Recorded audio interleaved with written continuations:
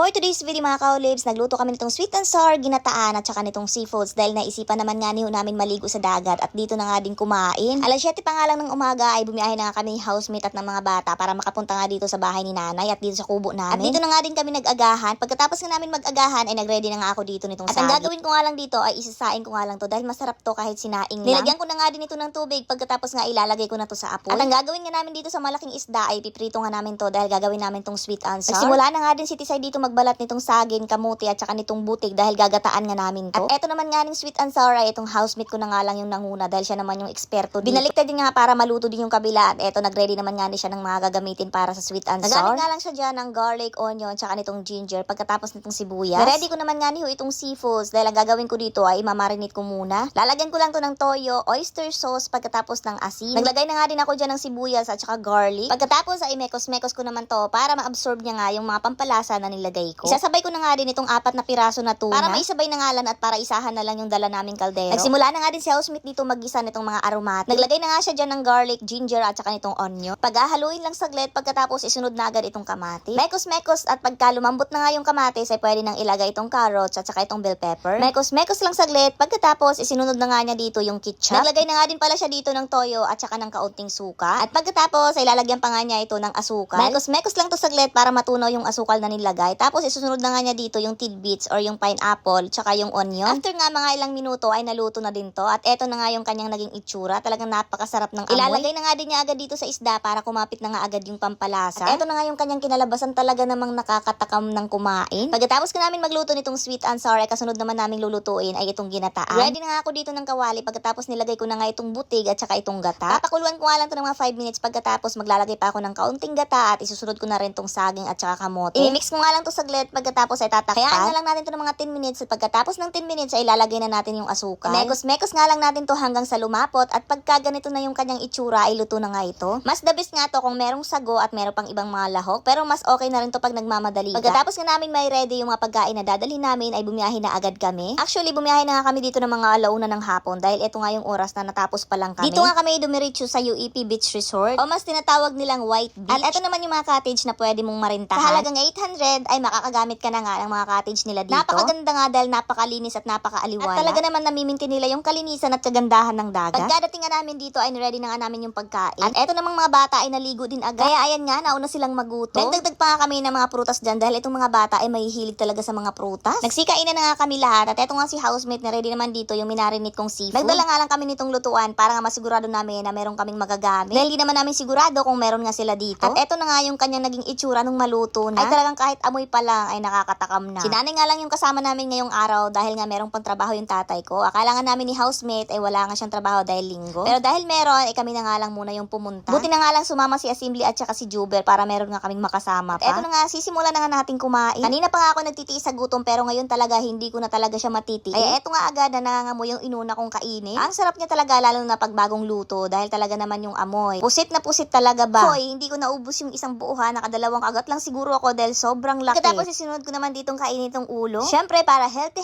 meron nga tayo ditong dalang kamote. Pero wag lang na natin dadamihan baka mapautot naman tayo nito. Ang sarap niya dahil ang lambot. Ito talaga yung gusto ko sa kamote. Pagkatapos ko naman pinapak dito itong watermelon. Puro prutas na nga lang itong inuna kong kainin para nga hindi ako makarami ng kanin. Aba hindi na nga talaga mapigilan kasi yung pagtaba ko. Paano ba naman kasi ayaw yung maniwala na masarap nga akong magluto. Kaya iyan, makikita nyo naman sa katawan ko. Char lang, galit na naman yon. At eto nga yung dalawang tuna nga na dala namin ay niluto na rin ni housemate. At eto na nga lang si Kano yung hindi pa nakakaligo. Hindi namin kasi mapayag-payagan kasi nga meron siyang lagnat. Dahil tumalab na nga din yung gamot sa kanya ay eto dumiretso na nga agad sa dagat. Talaga naman nagtatatalon sa tuwa. Pero kinagabihan yan mga kaolips ay talagang lumakas yung kanyang lagnat. Wala naman siyang nararamdaman like pananakit ng ulo, pagsusuka o kaya pagtatai. Pero biglang tumataas yung kanyang lagnat. Pero hindi naman ako kabado mga kaolips kasi nga maayos naman siya kung kumain. Lahat naman ang ibibigay mo sa kanya ay kinakain naman niya. Medyo mahina nga lang talaga to siyang kumain. Kaya pa yan, sumabay na nga din ako lumangoy sa kanila dahil naman talaga napakasarap ng tubig at kanina pa nga ako naiinggit. Kaso hindi nga lang ako makasabay sa kanila kanina kasi sobrang init ng panahon. Dahil nga sinisita na kami ng may-ari ng resort ay eto nga umuwi na kami. Bawal kasi dito abutan ng gabi. Eh ang sarap pa naman sana mag-overnight dahil napakaganda nga ng panahon. Hindi nga siya mainit, hindi rin naman siya sobrang lamig. Kaso baka next time na nga lang at sa ibang resort na lang dahil hindi nga sila pumapayag siguro dito. At nung papalis na nga kami ay dumating naman itong si Mare at si Kumpare. Ngayon ko nga lang napansin na buntis na pala si Kumare.